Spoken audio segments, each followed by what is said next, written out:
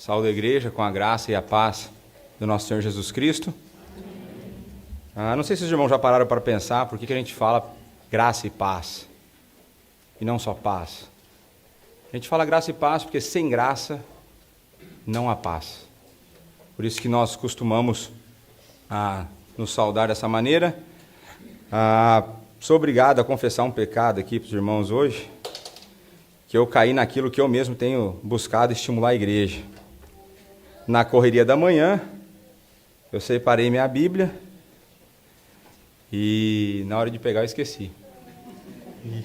E aí o irmão ali, gentilmente me emprestou, e aí eu saí de uma pequena para uma maior. Isso aqui é de presbiteriano mesmo, isso aqui é da Genebra.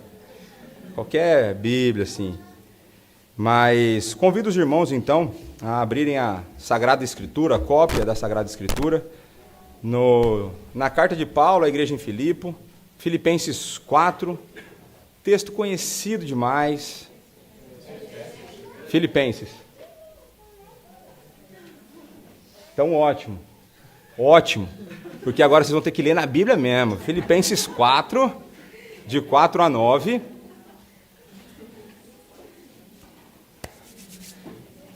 Esse texto bastante conhecido, creio que a hora que eu começar a ler aqui, os irmãos já vão se recordar pelo menos de algumas partes. Então, Filipenses, capítulo 4, eu lerei dos versos de 4 a 9, peço que os irmãos acompanhem aí atentamente. Então, está escrito assim na palavra do Senhor: alegrai-vos sempre no Senhor, outra vez digo, alegrai-vos. Seja a vossa moderação conhecida de todos os homens, perto está o Senhor. Não andeis ansiosos de coisa alguma, em tudo, porém, sejam conhecidas diante de Deus as vossas petições, pela oração, pela súplica, com ações de graças. E a paz de Deus, que excede todo o entendimento, guardará o vosso coração e a vossa mente em Cristo Jesus. Finalmente, irmãos, tudo que é verdadeiro, tudo que é respeitável, tudo que é justo, tudo que é puro, tudo que é amável, tudo que é de boa fama, se alguma virtude há e se algum louvor existe, seja isso que ocupe o vosso pensamento. O que também aprendestes, e recebestes, e ouvistes, e vistes em mim, isso praticai, e o Deus da paz será convosco. Vamos orar. Pai, a Tua palavra foi lida, e nós clamamos a Ti nesse momento, auxílio do Teu Santo Espírito, para abrir o nosso coração, o nosso entendimento. Que o Senhor me guie em fidelidade na exposição da Sagrada Escritura. Que o Teu Santo Espírito trabalhe profundamente em nosso coração. E que possamos encontrar aquilo que o Senhor quer nos revelar, o que o Senhor nos revelou nesse texto. É no nome do Teu Filho, nosso Senhor e Salvador Jesus Cristo, que nós oramos e agradecemos. Amém. Então, meus irmãos, desde a queda, aqui eu já preguei em Filipenses, então não vou dar todo o contexto histórico, mas de maneira resumida, Paulo estava preso, evangelizando toda a tropa de elite lá, o serviço secreto do Império Romano. A igreja de Filipos manda um auxílio financeiro para Paulo. Paulo está escrevendo, e Epafrodito leva a oferta para Paulo, e junto com a oferta ele leva algumas preocupações que ele tinha com a igreja, e Paulo, como bom pastor que ele era, ele responde agradecendo a oferta, e ele também responde dando orientações para os problemas que estavam sendo enfrentados. Essa era uma igreja que estava cheia de problemas. Paulo já havia plantado essa igreja, a gente consegue ver isso em Atos 16, mais ou menos, se eu não me engano, e já tinha mais ou menos uns 10 anos que essa igreja estava na ativa, já 10 anos ali da organização, né?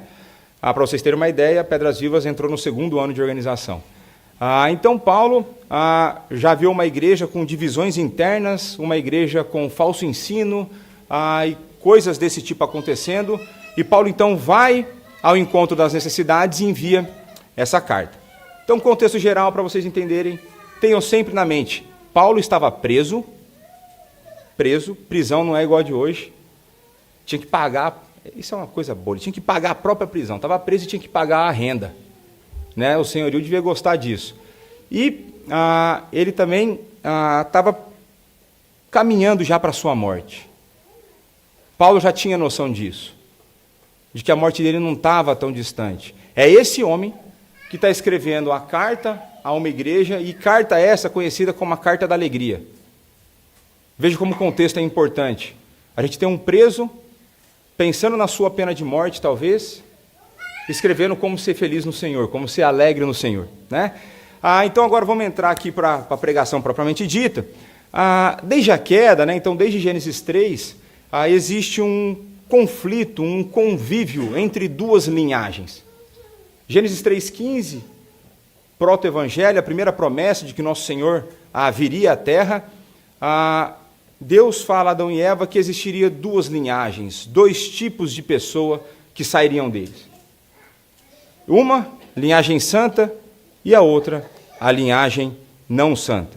Então, linhagem santa, descendentes da mulher, de onde viria o descendente que feriria a cabeça da serpente, e os descendentes da serpente, linhagem não santa. Então, Gênesis 3,15. Porém, inimizade entre ti e a mulher, entre a descendência e o seu descendente. Este te ferirá a cabeça, tu lhe ferirás o calcanhar. E veja, o convívio entre essas duas linhagens, inclusive no tempo presente, ela apresenta aqui ela reflete uma realidade escatológica.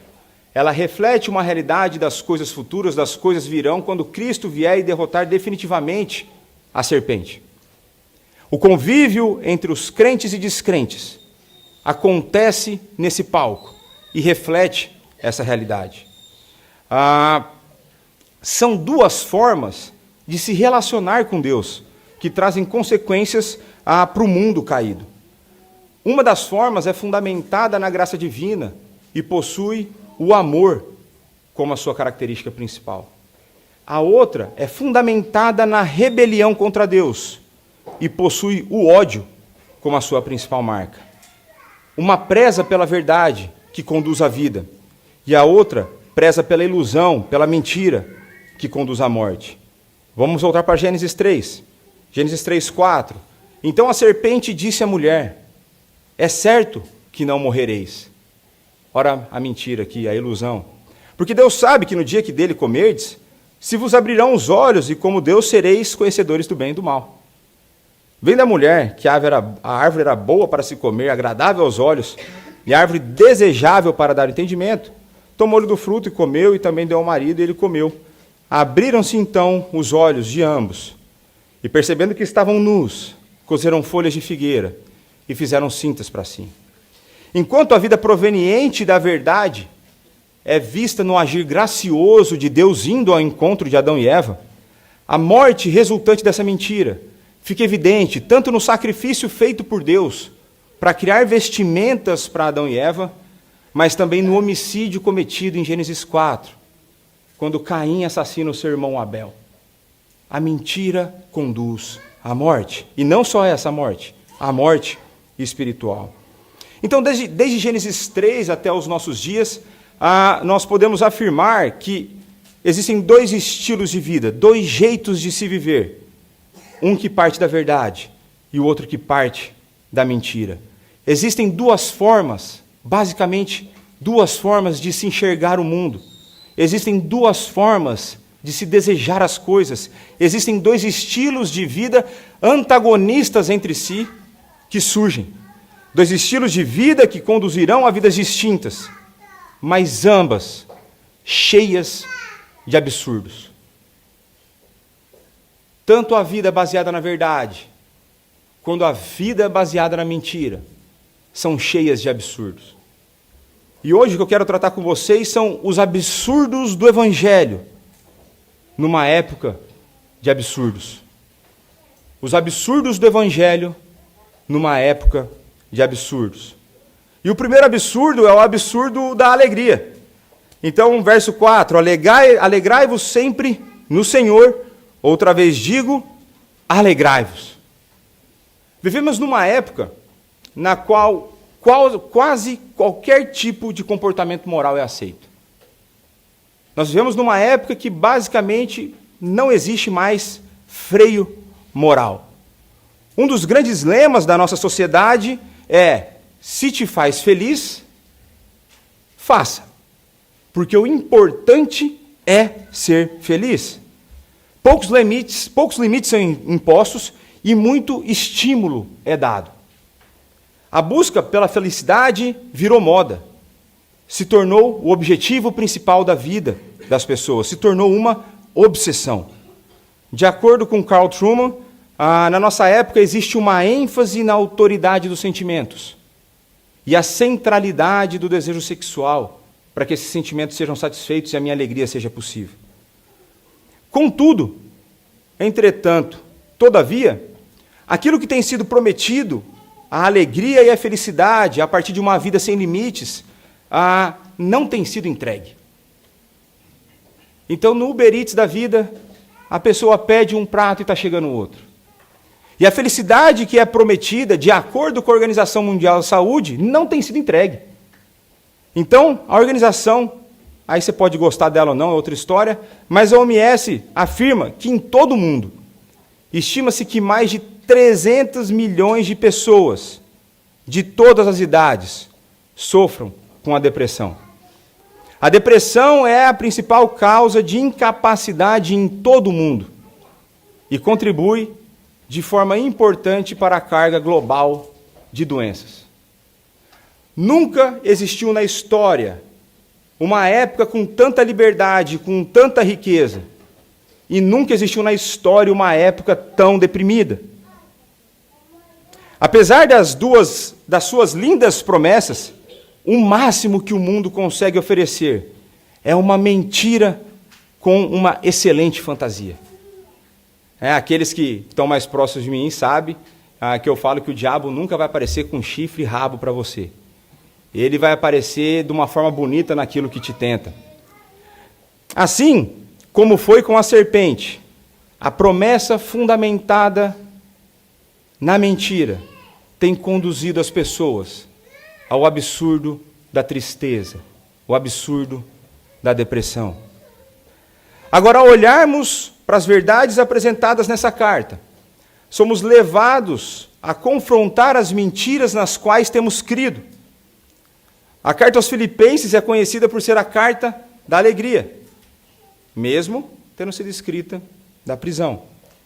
Paulo está a ensinar o absurdo de que as circunstâncias não têm a palavra final sobre a alegria do cristão.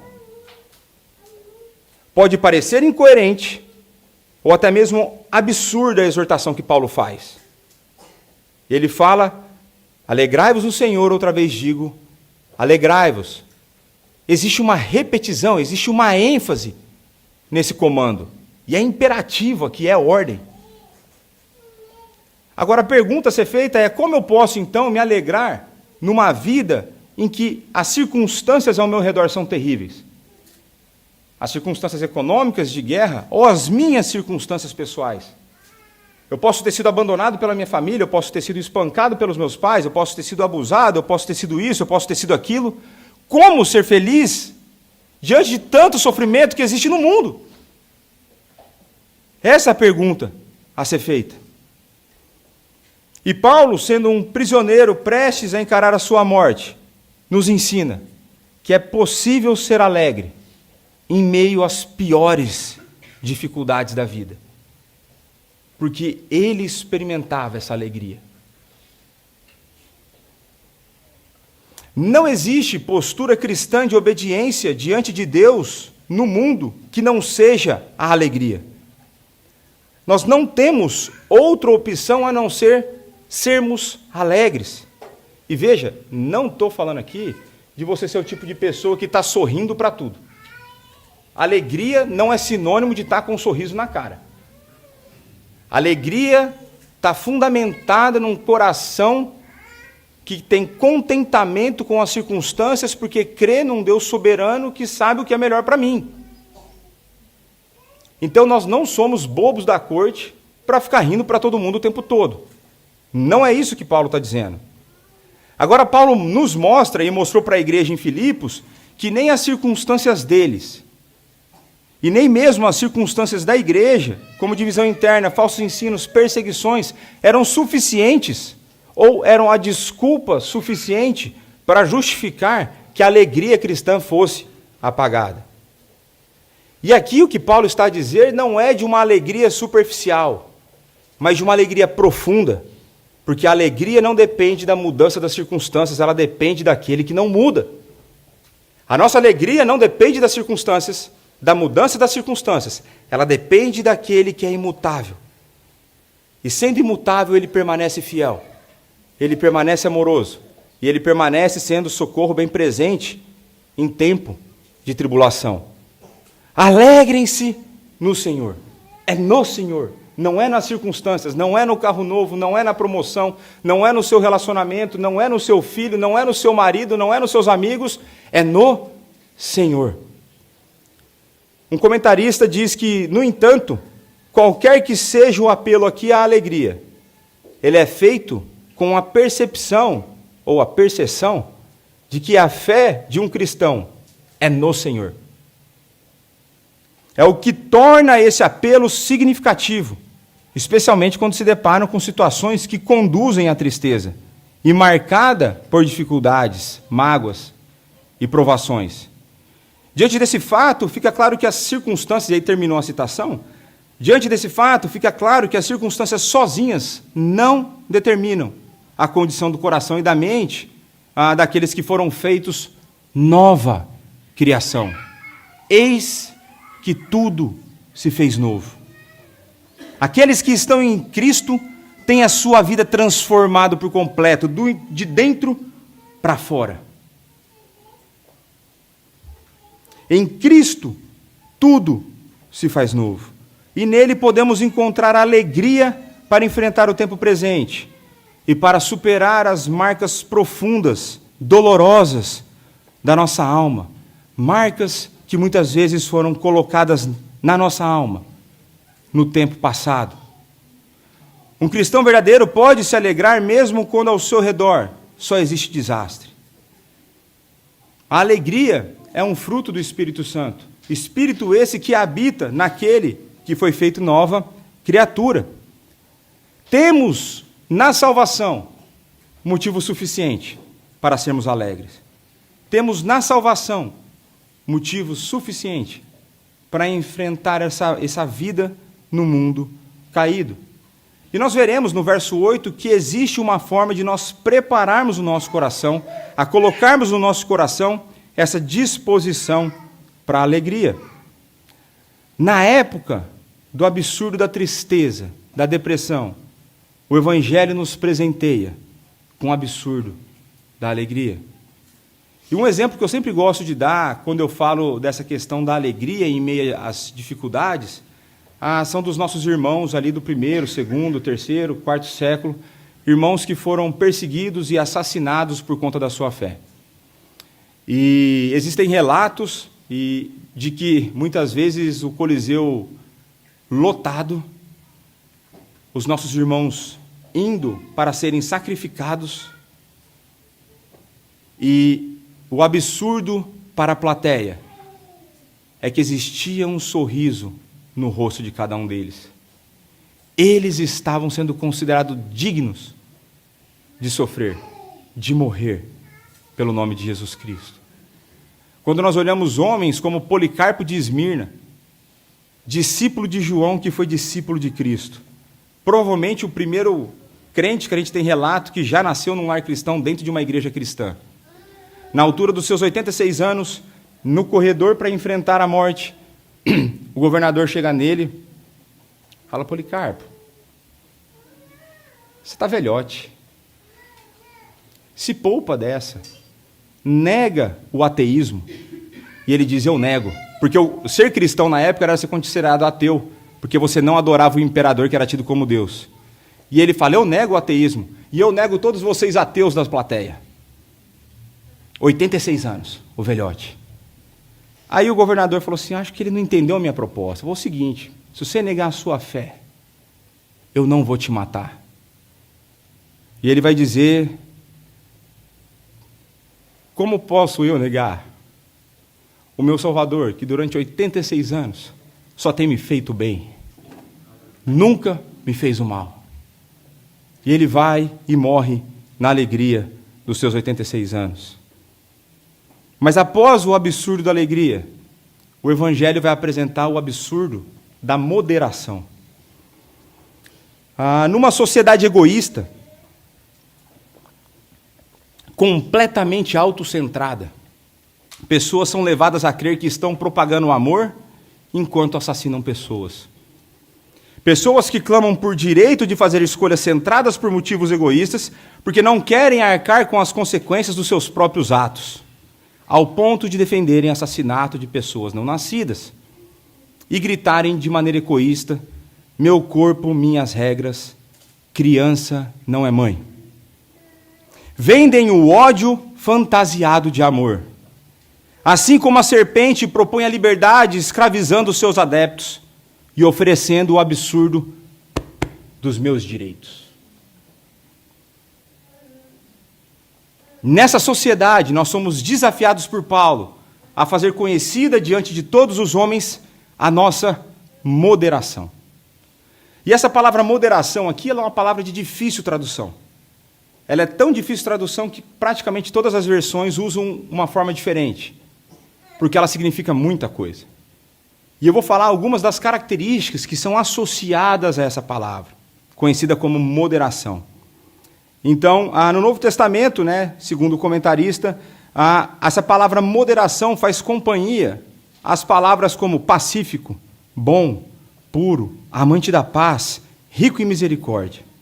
Assim, a moderação é aquela cortesia atenciosa e respeito pela integridade dos outros que leva uma pessoa a não estar sempre em seus direitos.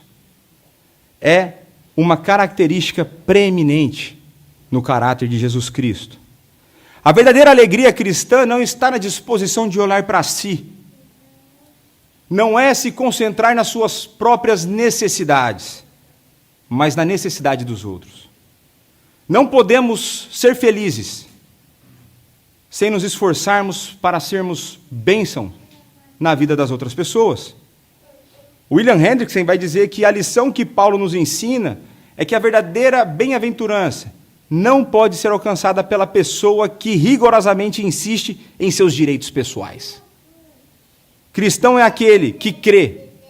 Veja essa frase, essa citação só por conta dessa frase. Cristão é aquele que crê ser preferível sofrer a injustiça do que cometer a injustiça. Ser cristão é crer que é preferível sofrer a injustiça ao invés de cometer a injustiça. E Paulo faz um alerta importante, dando o fundamento pelo qual a nossa moderação tem que ser conhecida por todos. Perto está o Senhor. E existe um grande debate se o Senhor está perto porque Ele está conosco, ou se o Senhor está perto porque Ele está chegando. E aí, quando você não tem muita firmeza, eu acho que as duas estão aqui nessa ideia. É porque Ele vai voltar, Ele está voltando, e porque Ele está comigo, eu tenho condições, movido pelo Espírito, de fazer a minha moderação ser conhecida por todos. Por conta da nossa união com Cristo e da sua presença na nossa vida, somos chamados a viver o absurdo proposto pelo Evangelho, o absurdo da moderação. Somos chamados a amar o nosso próximo, somos chamados a amar aqueles que nos odeiam, somos chamados a colocar a necessidade do outro em primeiro lugar, abrindo mão dos nossos direitos, para que outros sejam abençoados. Esse é o absurdo do Evangelho. Em terceiro lugar, nos versos 6 e 7, nós veremos o absurdo da paz. Não andeis ansiosos de coisa alguma. Em tudo, porém, sejam conhecidas diante de Deus as vossas petições, pela oração e pela súplica, com ações de graças. E a paz de Deus, que excede todo o entendimento, guardará o vosso coração e a vossa mente em Cristo Jesus. Apesar de prometer os maiores benefícios e a melhor vida, a proposta não cristã é incapaz de entregar o que promete. Se a promessa é de alegria, quando se segue os desejos do coração, sem praticamente nenhum tipo de freio moral, o resultado tem sido muito diferente do esperado. Em 2023, de acordo com a CNN Brasil, citando a OMS, novos dados foram divulgados nessa quinta-feira. Apontam que 26,8% dos brasileiros receberam o diagnóstico médico de ansiedade. Um terço, aproximadamente, 31,6% da população mais jovem, de 18 a 24 anos, é ansiosa. Os maiores índices de ansiedade, líder entre todas as faixas etárias no Brasil. São os caras que não estão resolvendo o problema do mundo, são os que estão mais ansiosos. São os que estão usufruindo os benefícios propostos pelo nosso mundo, que são os mais ansiosos. O padrão de vida proposto pela linhagem da serpente entrega o absurdo da ansiedade. A ansiedade tira a nossa alegria de viver, nos aprisiona, tira a paz do nosso coração. E aqui não estou entrando no mérito de ansiedade definitivamente patológica, mas estou falando da ansiedade como uma resposta pecaminosa às circunstâncias da vida. Em uma época que as pessoas têm ficado cada vez mais distantes de Deus, elas têm buscado nos remédios aquilo que somente Deus pode dar. Pastor Hernandes diz que vivemos numa sociedade da paz química, que de paz não tem nada, basta passar as horas de duração de um comprimido. E a fonte da ansiedade que Paulo está a citar pode ser qualquer coisa, desde as coisas mais simples às mais complexas, desde coisas ilegítimas a coisas legítimas. Paulo está a falar que você pode andar ansioso por comida, por bebida, por vestes, pelo amanhã, pela vida, pelo trabalho, pela saúde, pela aposentadoria, pela reforma. Nós podemos estar ansiosos por praticamente qualquer coisa. Mas nós temos nas Escrituras Jesus Cristo falando: não andeis ansiosos. O nosso Pai sabe das nossas necessidades. E Paulo apresenta uma resposta contraintuitiva. O remédio para a ansiedade é a oração. Devemos colocar tudo diante de Deus. E a oração é o melhor ansiolítico que existe, não porque necessariamente ao orar toda a nossa ansiedade irá embora, mas porque você estará a buscar auxílio em quem ele de fato pode ser encontrado. A oração não é uma porção mágica que eu orei e falei em nome de Jesus, está tudo resolvido. Não. Mas a oração resolve a minha ansiedade, porque eu me agarro àquele que pode resolver a minha vida.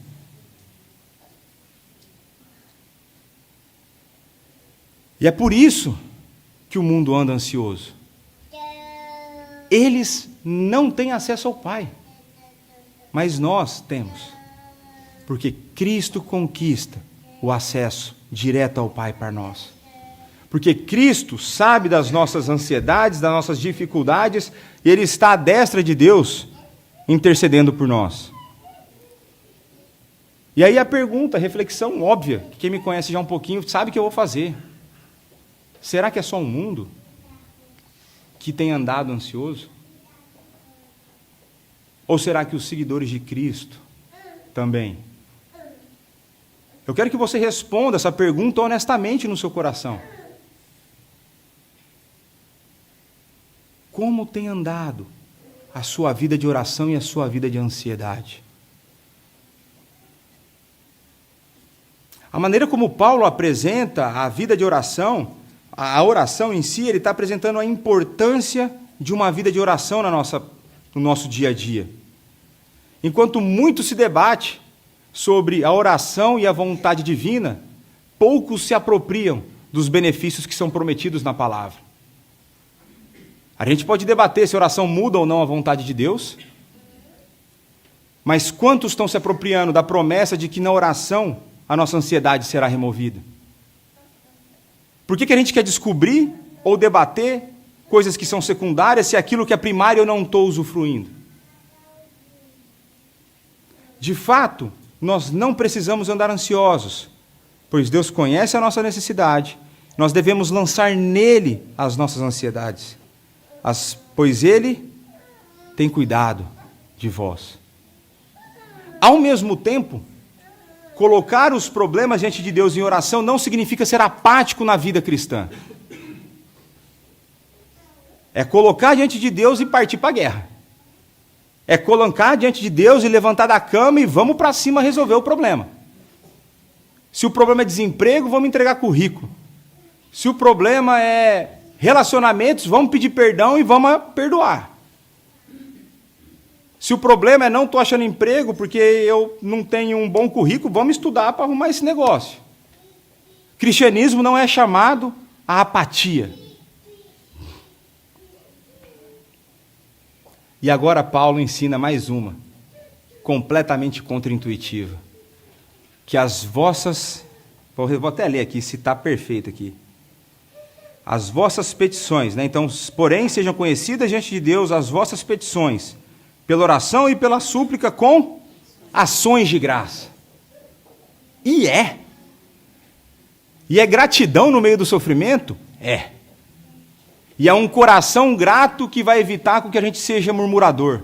É um coração grato que, quando reconhece aquilo que recebe, entende melhor as suas circunstâncias e enxerga melhor o mundo. É um coração grato que vai lançar fora a ansiedade. E o nosso irmão João Calvino, ele falou sobre as ações de graça, né? Quão repetidamente oramos a Deus erroneamente, saturados de queixas ou de murmurações, como se tivéssemos apenas motivo para acusá-lo. Aqui está falando de acusar Deus. Enquanto que em outras orações não toleramos demora, caso ele não satisfaça imediatamente nossos desejos.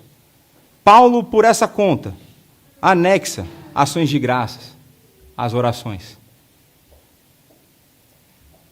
A ação de graça diante da dificuldade, diante das adversidades, por maiores que elas sejam, vão nos lembrar que nós estamos diante daquele que é o nosso Criador e que nós somos apenas suas criaturas.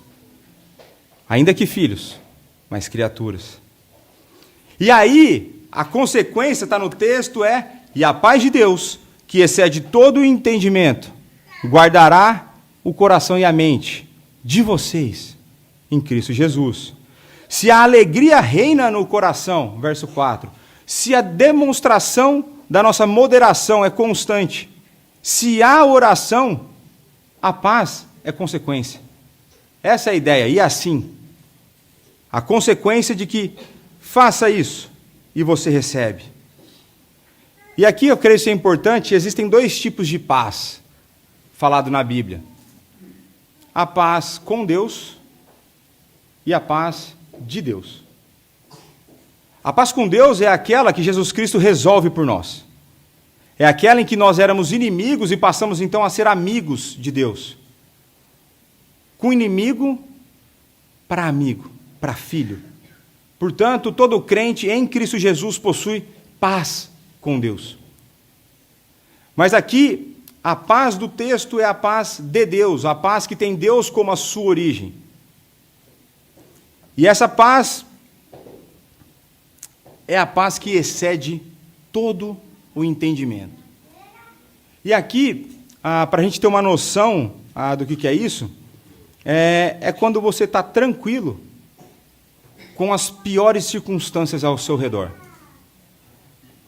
É você estar tranquilo quando, por exemplo, os seus pais estão mal de saúde e você não consegue ajudá-los. Essa paz que excede todo entendimento é a tranquilidade de saber que Deus controla todas as coisas e Ele toma para si os seus santos. Eu estou tranquilo que eu não mais terei meu pai ou minha mãe comigo. É uma reação de não desespero diante da dificuldade. É uma reação que muitas vezes, e só o crente pode experimentar isso, as pessoas vão dizer, é que a ficha dele ainda não caiu. Uma hora ele vai sentir a pancada. Não, essa paz excede entendimento. Eles não conseguem entender. Ninguém consegue. É ter conforto no desconforto. Essa é a paz que excede todo entendimento. E uma coisa que eu acho interessante, e aqui no sentido negativo da palavra, é a maneira como a igreja cristã tem limitado o poder de Deus. E aqui eu quero que você siga o raciocínio comigo. Vou até tomar uma água.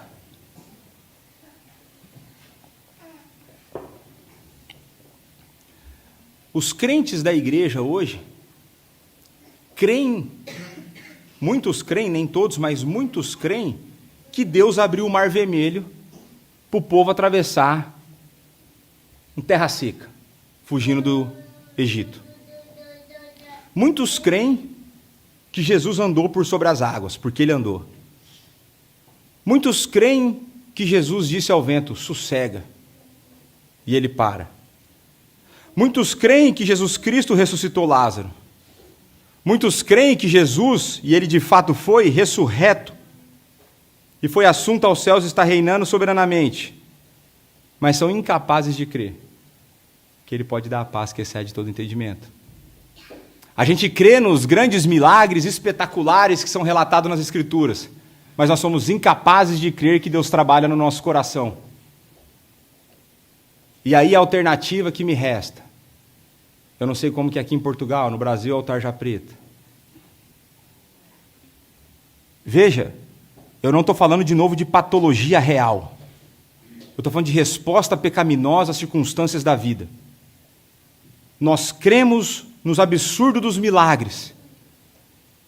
E nós não cremos que Deus pode dar paz diante das circunstâncias adversas da nossa vida. Isso me impressiona.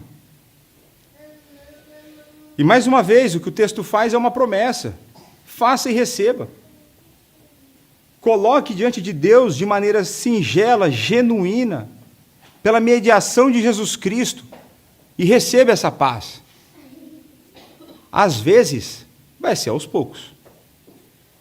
Às vezes, a situação de desconforto vai demorar um tempo. Agora, quem disse que você não precisa sofrer?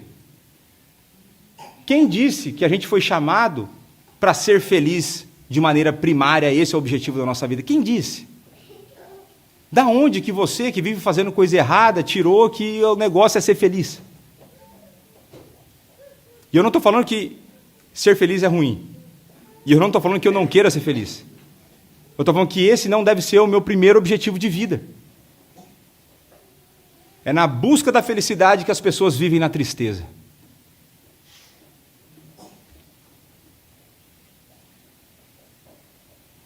É esse Paulo que na sequência do texto vai dizer, texto mais tirado de contexto talvez da história da humanidade. Tudo posso naquele que me fortalece. Eu posso enfrentar qualquer problema, vem para cima, porque Deus está do meu lado. Essa é a ideia. E é impossível compreender essa paz, porque ela guarda o nosso coração e os nossos pensamentos. E a palavra guarda, utilizada aqui no texto, e para o contexto deles era tranquilo entender, é de fato a guarda do Império Romano. É uma guarda militar. O que Paulo está falando é que essa paz vai guardar o nosso coração, o nosso entendimento, a nossa mente, como os guardas romanos guardavam o Império Romano. Qual que era a chance de sucesso do inimigo? Zero. No auge, né? Nessa época, no auge, zero. Então, essa paz que é colocada em nosso coração, essa guarda feita por Deus em nosso coração, ela impede que a ansiedade corroa o nosso coração. E a guarda colocada em nossa mente impede que a nossa mente seja invadida por pensamentos indignos, por pensamentos suicidas, por pensamentos depressivos, por pensamentos de eu me sinto indigno para viver a vida que eu levo e por assim por diante. É a paz que excede todo entendimento que vai guardar o nosso coração e a nossa mente. E aí aquela pergunta volta, como é possível ser alegre em meio ao sofrimento? Como é possível ser alegre com doenças na família, com problemas financeiros, com brigas familiares, com traições nos relacionamentos, com perseguições, com dores profundas do passado? Como é possível ser feliz?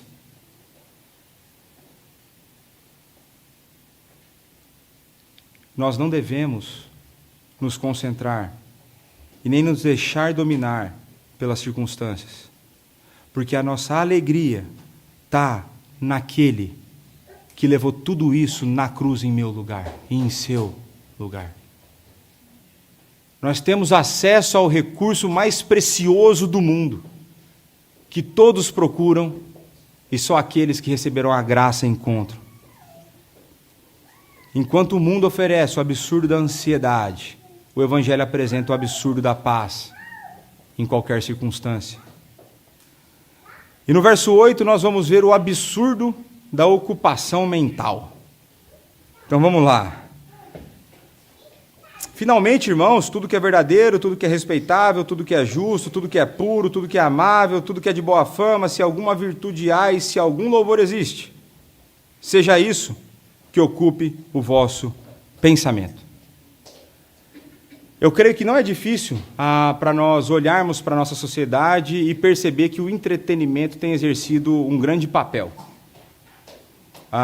Se você já não é tão novo quanto eu, né, se você está dos 40 para cima, você vai ver, você consegue fazer uma análise, olhar para as últimas décadas e ver o surgimento de coisas inimagináveis.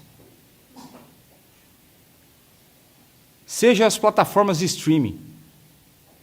Eu, quando era criança, tinha que programar videocassete, colocar o VHS, mudar o modo de conversão para a fita, ao invés de durar 2 horas, durar 6, porque a grade da televisão não respeitava o horário se eu quisesse assistir alguma coisa quando eu não estivesse em casa. Está aí, por exemplo, talvez o surgimento de crianças que não sabem respeitar ordens e vivem ansiosas. Elas não sabem o que é esperar para ter o que quer, elas mandam a hora que elas querem. Talvez, não sei. Só um pensamento filosófico aqui. Mas as redes sociais era inimaginável. Na minha época, era artigo de luxo ter telefone fixo em casa.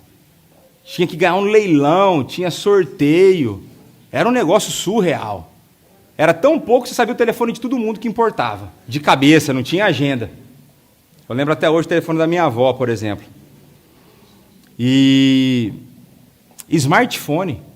Você imaginar que aquele negócio que era disputado a tapa para você ter em casa, você poderia carregar ele em qualquer lugar do mundo agora.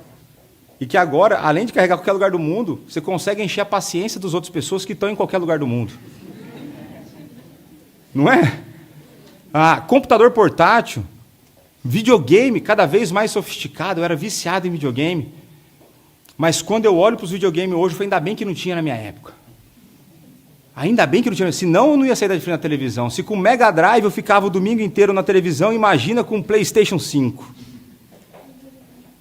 E da mesma forma, era inimaginável, na minha época, como criança, olhar adultos gastando horas e mais horas em videogames, por exemplo.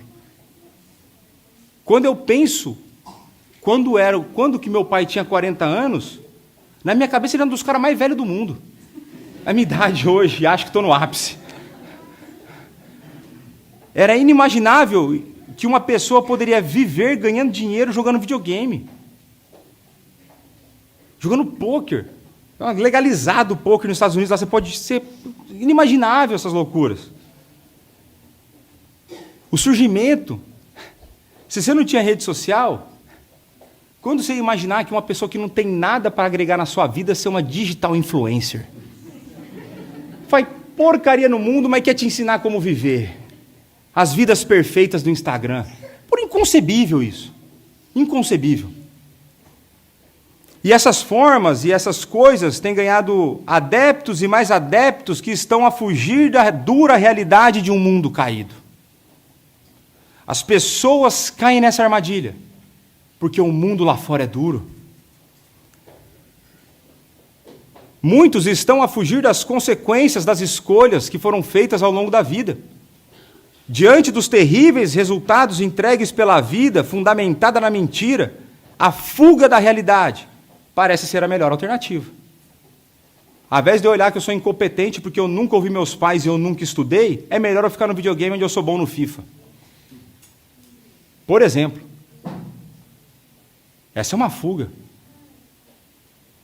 E aí eu estou com 40, 50 anos e estou brigando com os meninos de 10 na internet que eu estou levando um pau deles no FIFA. Veja, é só um exemplo. Existem muitos outros desse tipo. Ou então, porque eu nunca conquistei nada.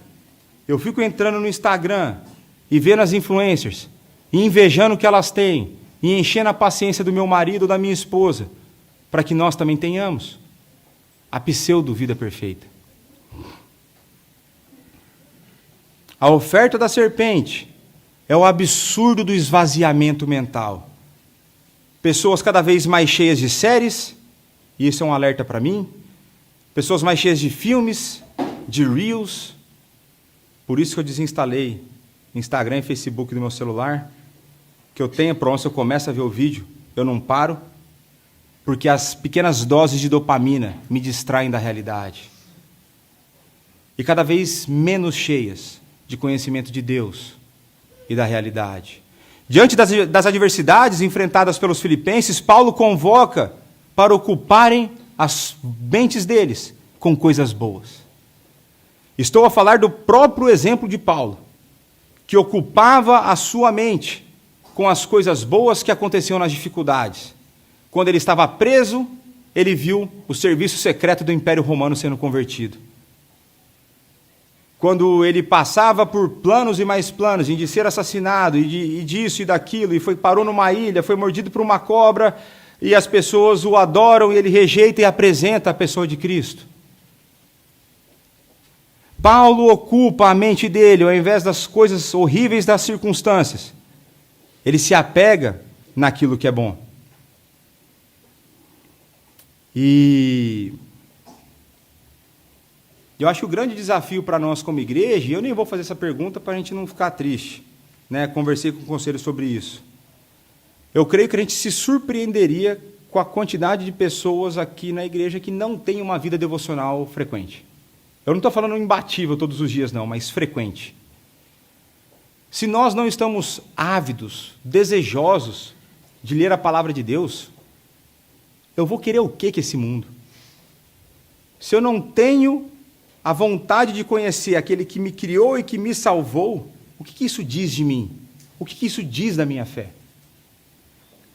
E eu creio que o grande desafio para nós como igreja, a gente tem trabalhado para isso, é para que nós busquemos cada vez mais uma vida de intimidade com Deus. Leitura da palavra, oração, em conjunto, sozinho, a leitura de bons livros cristãos, leitura de coisas relacionadas à sua vocação. Se você é de TI, vai estudar TI para você ser bom mesmo e não fazer o Jesus passar vergonha lá porque você é incompetente, porque você não trabalha sério. O ocupar a mente com coisas boas não é apenas ocupar com a palavra, mas é com a palavra e com tudo aquilo que Deus tem feito na sua vida, e isso inclui a maneira como Ele vai te usar profissionalmente. Vai estudar o mapa do porto para você encontrar os melhores imóveis e oferecer as melhores ofertas. Vai distribuir panfleto para você falar assim, eu tenho aqui um martelinho de ouro e vou não sei o quê. Ocupa a sua mente com coisas que são boas e que vão te empurrar para frente. É um pouco disso que está aqui no texto. E se com a nossa mente guardada pela paz de Deus, começarmos a pensar corretamente diante das adversidades, nós seremos mais gratos e, consequentemente, menos murmuradores. Diante do absurdo do esvaziamento mental, e eu falo esvaziamento mental porque no nosso tempo a gente enche a cabeça com um monte de porcaria que esvazia o que tem aqui dentro. Eu não posso falar para vocês o que tem dentro da cabeça das pessoas, mas vocês sabem. Fora do culto dá para falar. Então, diante do absurdo do esvaziamento mental, o Evangelho nos oferece o absurdo da ocupação mental, o se desligar do mundo para se ligar a Deus. E não entenda errado, eu não estou falando que essas coisas são intrinsecamente más. Eu não estou falando que é mal você parar um pouco para ter um lazer. Eu não estou falando que é mal você vou assistir um episódio de uma série. Agora, você precisa de 13 episódios num dia, talvez seja uma questão a ser pensada. Eu não estou falando que é errado jogar uma meia hora de videogame, mas 4 horas enquanto as louças estão lá para lavar e você não lava. E esse é um problema que eu enfrentei no começo do meu casamento. E um dia minha esposa virou para mim e falou assim, é para isso que você casou comigo? Eu lembro até hoje desse dia, eu desinstalei os jogos, e outro pecado, era tudo pirata. Eu desinstalei os jogos, faz bem antes do chamado, tá? Eu tinha 22 anos. Eu desinstalei os jogos e nunca mais comprei um videogame. Nunca mais coloquei um jogo no meu computador. Porque eu sei o problema que eu tenho. E eu vou lutar contra ele. E eu sei a esposa que eu tenho. E que ela precisa de mim. E que foi esse o contrato que eu assumi com ela, de ser um marido, não de ser um filho. São coisas para a gente pensar. E agora nós vamos para o último absurdo, que é o absurdo da coerência, movida pela obediência. No verso 9. O que também aprendestes e recebestes e ouvistes e vistes em mim, isso praticai, e o Deus da paz será convosco. Vou ser repetitivo, considerando que pouco ou nenhum limite moral é valorizado, é incentivado. Nós podemos ver cada vez mais claramente que o padrão da sociedade tem caminhado para a subversão. Muitos têm considerado belo e digno de louvor a ideia revolucionária. Quanto mais subversivo, mais aplausos são dados. Quanto mais eu defender assassinatos de pessoas não nascidas, mais aplausos são dados. Quanto mais eu defendo o absurdo de mutilar crianças por conta de ideologias, mais aplausos serão dados. Você vai conseguir espaço na televisão, você vai receber verba para projeto, você vai conseguir tudo isso. Quanto mais nos levantarmos contra as pseudo-opressões, quanto mais agressivos nós formos quando enfrentamos as pseudo-opressões, mais amor estaremos a espalhar pelo mundo. Quanto mais ódio eu tenho, mais eu amo. Essa é a proposta do nosso tempo. A proposta é clara, é o absurdo da incoerência movida pela desobediência. Esse é o convite da serpente. E como era de se esperar, Paulo vai nos convidar a uma postura completamente oposta. Nesse verso, Paulo intensifica o aspecto apresentado quanto à ocupação da nossa mente, pois é necessário ir além do pensar, é necessário fazer, como Tiago diria, sejamos ouvintes praticantes. A obediência, a prática dos princípios bíblicos, é uma marca presente na vida de Paulo. Eles tiveram a oportunidade, e aqui pensando na igreja em Filipos, de aprender com Paulo o agir diante das adversidades da vida. Eles estavam a ver aquilo que foi prometido por Jesus a Ananias em Atos 9:16, onde Jesus promete para Ananias, quando Ananias estava com medo de orar por Paulo recém-convertido: pois eu lhe mostrarei o quanto lhe importa sofrer pelo meu nome. Os filipenses podiam ver o sofrimento presente na vida de Paulo decorrente da sua obediência pelo Evangelho e a sua persistência em seguir aquele padrão. E em meio a tanto sofrimento, Paulo demonstra para nós a alegria que devemos pôr em prática. Mesmo preso se alegrou, pois o Evangelho estava sendo ouvido.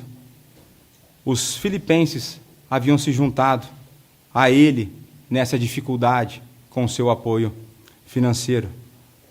A oferta do Evangelho, mais uma vez é clara, é o absurdo da coerência, movido pela obediência. É a coerência no meio do sofrimento, obedecendo o nosso Senhor. Então, para concluir, os absurdos do Evangelho numa época de absurdos. O absurdo da alegria está disponível, pois foi Cristo, o homem de dores, em nosso lugar. O absurdo da moderação está disponível, o se fazer injustiça para que os outros recebam o que é justo, está disponível, pois Cristo escancarou a sua moderação na cruz ao morrer em nosso lugar. O absurdo da paz está disponível, pois foi Cristo quem se angustiou no Getsemane, em nosso lugar, diante da ira de Deus, em decorrência dos nossos pecados. O absurdo da ocupação está disponível para nós, pois Cristo é aquele quem fala ao seu povo, como diz Hebreus 1, verso 2, e é o Espírito quem habita em nós. O absurdo da coerência movida pela obediência está disponível, pois Cristo se fez obediência em nosso lugar, e porque é Deus quem efetua em nós tanto o querer quanto o realizar. O convite para você hoje é: venha viver os absurdos do Evangelho, numa época cheia de absurdos. Venha experimentar uma vida abundante diante de um mundo que vive na miséria. Vamos orar. Pai, a Tua palavra foi lida e, como sempre, o nosso coração é confrontado. A Tua palavra foi exposta e os nossos evangelhos e os nossos pecados ficaram evidentes. Perdoa-nos, Pai, pois andamos muitas vezes tristes e não deveríamos, pois murmuramos mais do que oramos, de que tentamos ordenar mais do que agradecemos, de que ocupamos as nossas mentes com coisas não dignas